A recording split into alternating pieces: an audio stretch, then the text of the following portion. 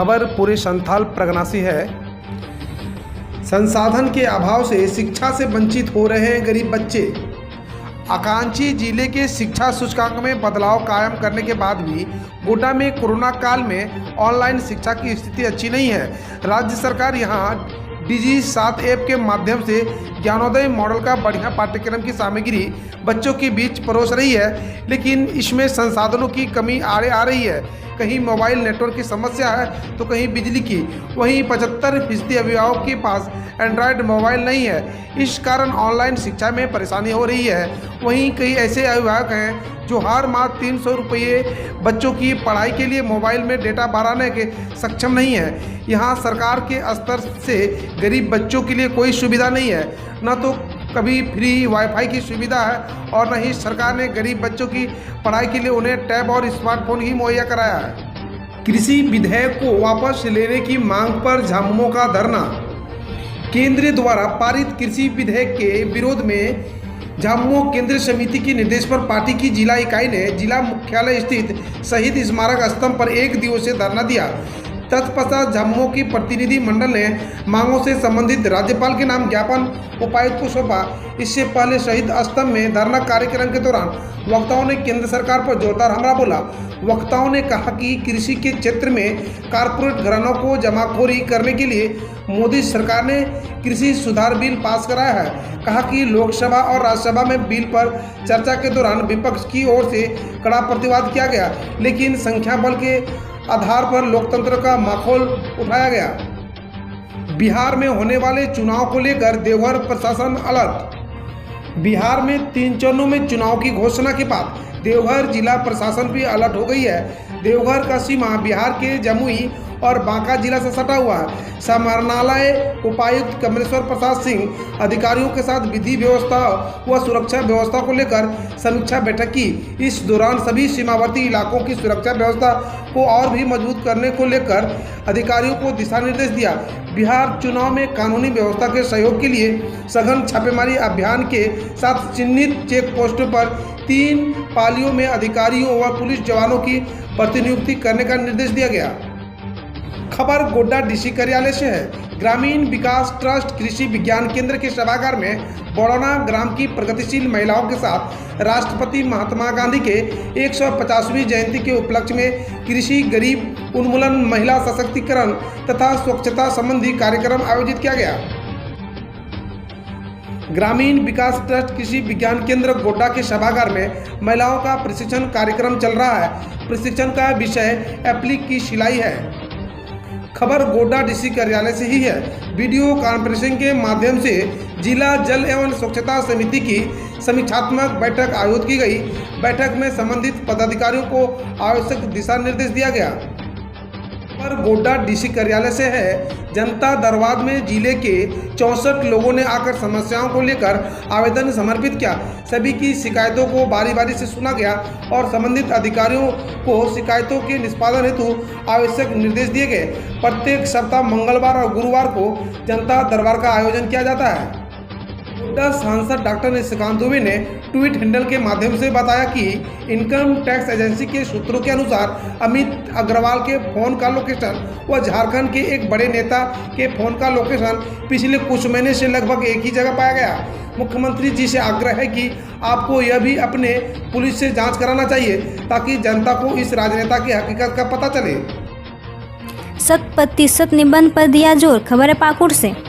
प्रखंड कार्यालय से सभागार भवन में मंगलवार को प्रखंड विकास पदाधिकारी उमेश मंडल की अध्यक्षता में प्रखंड स्तरीय संयम समिति BLCC की बैठक की गई। इसमें जन मुक्ति की सभी घटनाओं का CRS सॉफ्टवेयर पोर्टल पर 100% निबंध को लेकर चर्चा की गई। बताया कि सभी निबंध इकाइयों से जन्म मुक्ति और मृत्यु तथा जन्म का प्रतिवेदन मासिक फॉर्मेट में प्रत्येक माह 5 तारीख तक जिला सांख्यिकी कार्यालयों को उपलब्ध कराएं। इस मौके पर CO रितेश जायसवाल, अंचल निरीक्षक देवकांत सिंह, BPRO प्रसन्नजीत मंडल, बाल विकास परियोजना कार्यालय की महिला पर्यवेक्षिका सुमित्रा देवी, एलिजाबेथ किस्कू, सामुदायिक स्वास्थ्य केंद्र महेशपुर के स्वास्थ्य प्रतिनिधि, प्रखंड शिक्षा पदाधिकारी मिलन कुमार घोष, बाबूराम हेम्ब्रेन, प्रखंड सांख्यिकी पदाधिकारी गणेश चंद्र दास आदि थे। कुपोषण दूर भगाएगी दीदी बाड़ी योजना। खबर है पाकुड़ से। जिले के ग्रामीण और गरीब परिवारों को पोषण युक्त भोजन मिले, इसके लिए ग्रामीण विकास विभाग ने मनरेगा के तहत पूरे राज्य में दीदी बाड़ी योजना शुरू की है। इसके तहत अपने घर में आसपास की जमीन में अपने परिवार के पोषण की आवश्यकता के अनुसार 1 से 5 डिसमिल जमीन पर पोषण युक्त सब्जियों समेत अन्य फलों का उत्पादन करना है। यह राज्य सरकार की नई योजना है। यह बात उपायुक्त कुलदीप चौधरी ने कही। कुएं में मां और उसकी मासूम बेटी का शव मिलने की सूचना पर देखने के लिए जुटी भीड़। खबर है साहेबगंज से। बरहेट थाना क्षेत्र के बरहेट संथाली में पारिवारिक कलह में पति ने मंगलवार शाम पत्नी और अबोध्य पुत्री की हत्या कर शव को कुएं में फेंककर फरार हो गया। ग्रामीण ने दोनों के शव को कुएं में बरामद किया। इस मामले में मृतक की मां ने बरहेट थाना में प्राथमिकी दर्ज कराई है। पुलिस ने आरोपित हाफिज अंसारी की गिरफ्तारी के लिए छापेमारी कर रही है। बरहेट संताली गांव की 22 वर्षीय तरुण बीवी और उसकी 1 वर्षीय पुत्री मेहर खातून की हत्या कर शव को कुएं में फेंक दिया। इस हत्याकांड में शामिल पति हाफिज अंसारी के अलावा ससुर नेजाब अंसारी, सास रुखसाना बीवी तथा ननद जरेदा बीवी सभी घर से फरार हैं। मंगलवार देर शाम को बरहेट संथाली निवासी हाफिज अंसारी का अपनी पत्नी तरुहन बीवी के साथ किसी बात को लेकर विवाद हुआ, जिसके विवाद ज्यादातर बढ़ गया और पति ने अपनी पत्नी और उसकी 1 वर्षीय पुत्री की हत्या कर कुएं में फेंक दिया। घटना की जानकारी मिलने के बाद बरहेट थाना की पुलिस देर शाम को घटनास्थल पहुंची। मामले की जानकारी मिलते ही गोरीपुर बोरियो निवासी मृतक की मां पहुंची। उन्होंने बताया कि उसकी बेटी की शादी 2 वर्ष पूर्व हाफिज अंसारी के साथ हुआ था। खबर है दुमका से। दुमके जिले में आदर्श आचार संहिता लागू। कोरोना काल में पहली बार होगा यह बदलाव। दुमका विधानसभा सीट पर चुनाव के लिए इस बार सहायक बूथ बनाए गए हैं। कोरोना संक्रमण को देखते हुए ऐसा प्रयोग पहली बार किया जा रहा है। इस संबंध में जिला निर्वाचन पदाधिकारी राजेश्वरी ने इस बाबत प्रेस कॉन्फ्रेंस कर बताया कि पूरे जिले में आदर्श आचार संहिता व धारा 144 प्रभावी हो गई है। विधानसभा उपचुनाव में मतदान के लिए 225 भवनों में 368 मतदान केंद्र बनाए गए हैं, जिसमें से 82 सहायक मतदान केंद्र होंगे। विधानसभा क्षेत्र में होने वाले उपचुनाव में दुमका व मसलिया प्रखंड में रहने वाले 1,24,750 पुरुष जबकि 1,22,968 महिला व 1 ट्रांसजेंडर तथा 272 सर्विस वोटर सहित 2,47,991 वोटर्स अपने मताधिकार का प्रयोग करेंगे। उन्होंने बताया कि दुमका विधानसभा के निर्वाचन पदाधिकारी अनुमंडल पदाधिकारी दुमका महेश्वरी महतो होंगे, जबकि सहायक निर्वाची पदाधिकारी अंचल अधिकारी दुमका साहगीर बराल, प्रखंड विकास पदाधिकारी दुमका राजेश्वर कुमार सिन्हा व प्रखंड विकास पदाधिकारी मछलिया संजय कुमार होंगे। उन्होंने बताया कि उपचुनाव को शांतिपूर्ण, निष्पक्ष व पारदर्शी तरीके से संपन्न कराने के लिए इन 368 मतदान केंद्र के लिए 46 सेक्टर मजिस्ट्रेट, 45 माइक्रो ऑब्जर्वर और 445 पीठासीन पदाधिकारी। झामुमो सरकार हर मोर्चे पर विफल। दुमका विधानसभा उपचुनाव को लेकर भाजपा कार्यकर्ताओं ने सदर प्रखंड के गोंदो में जनसंपर्क कर लोगों के साथ बैठक की और हेमंत सरकार पर निशाना साधा। गोंदो में अमर बावरी ने हेमंत सरकार के जमीन म्यूटेशन बिल के खिलाफ कहा कि आदिवासी भाइयों के जमीन को सरकार बेचने की तैयारी कर रही है। आने वाले समय में उन्हें इसका एहसास भी हो जाएगा। लुइस मरांडी ने सरकार की उपलब्धियां को गिनाते हुए कहा कि हेमंत सरकार हर मोर्चे पर विफल है। बिजली सड़क की हालत काफी खराब है, जबकि प्रशासनिक व्यवस्था भी मनमाने ढंग से चल रही है। पूर्व विधायक मिस्त्री सोरेन ने कहा है कि झारखंड सरकार आदिवासियों के विरोधी है, वोट आदिवासियों से लेती है लेकिन उनके हित में कोई काम नहीं करती है।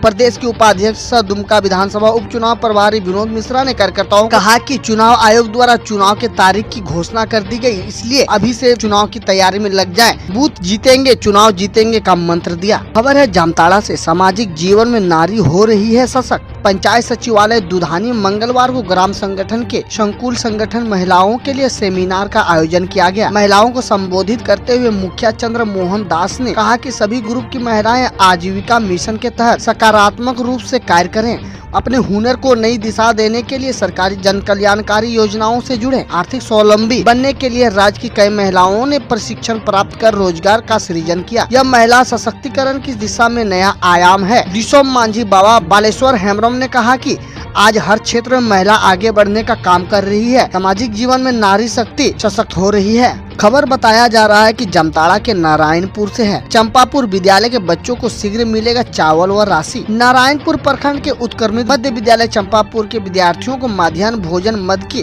राशि तथा पोषाहार मिलने का रास्ता साफ हो गया है। विद्यालय प्रबंधन समिति महीनों पूर्व भंग हो चुकी थी। इसी कारण यहाँ के छात्रों को मध्याह्न भोजन मद व चावल तथा राशि नहीं मिल रही थी। विद्यार्थियों को लाभ दिलाने को प्रखंड शिक्षा प्रसाद पदाधिकारी बंशीधर राम ने विद्यालय पहुंचकर प्रबंधक समिति के सदस्यों तथा ग्रामीण से बातचीत की। बच्चों को मिलने वाली किताबें शिक्षक ने बेच दी रद्दी के भाव में। खबर बताया जा रहा है कि जामताड़ा से नारायणपुर प्रखंड क्षेत्र के उत्क्रमित मध्य विद्यालय चंपापुर में बच्चों को दी जाने वाली सरकारी किताबों को सरकारी शिक्षक द्वारा रद्दी के भाव बेचने का मामला सामने आया है। इस मामले में स्थानीय ग्रामीण ने चंपापुर पंचायत के मुखिया अनिल सोरेन के सामने पहुंचाया है। ग्रामीणों की शिकायत पर मुखिया अनिल सोरेन ने बताया कि अगले सप्ताह स्कूल के प्रधानाध्यापक श्री चंद यादव ने रात्रि के 7 बजे बाहर से आए रद्दी वाले को 3 बोरा किताब 1000 रुपया में बेच दिया। रद्दी वाले चैनपुर में डेरा लिया हुआ है। इसकी जानकारी जैसे ही ग्रामीणों को मिली तो रद्दी वाले से जाकर पूछताछ की। इसी ने बताया कि 3 बोरा किताब विद्यालय के शिक्षक ने 1000 मूल्य पर बेच दिया है। कल खुलते देखे प्रधानाध्यापक आनंद फानन में रद्दी वाले के पास जाकर 1000 रुपया देकर 3 बोरा किताब वापस ले आए। हम रोज ऐसे ही न्यूज लाते रहेंगे, तो यदि आपने अभी तक क्लीन न्यूज को सब्सक्राइब नहीं किया है तो पहले फटाफट सब्सक्राइब कर लें, साथ ही बेल आइकन को दबा दें ताकि कोई अपडेट मिस ना हो।